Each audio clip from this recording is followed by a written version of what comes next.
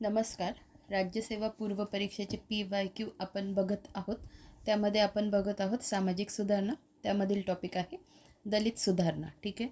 त्याच्यात 5 प्रश्न विचारण्यात आलेले आहे. त्याच्यातही आज शेवटचे 2 प्रश्न आपण बघणार आहोत. बघा आजचा प्रश्न काय आहे.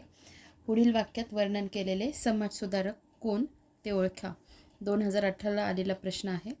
त्यांच्या कुटुंबाचा जातीव्यवस्थेचा धिक्कार करणाऱ्या कबीराच्या शिकवणुकीवर विश्वास होता.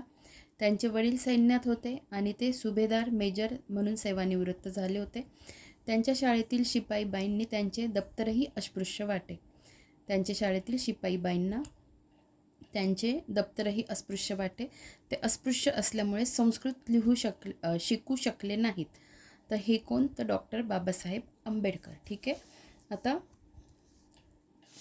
आपण या सिरीजमधला शेवटचा म्हणजे दलित सुधारणा या टॉपिकमधला शेवटचा प्रश्न बघूया. बघा प्रश्न काय होता. पुढील वाक्यात कोणत्या समाजसुधारकाचे वर्णन केले आहे. हा पण प्रश्न 2018लाच विचारलेला आहे.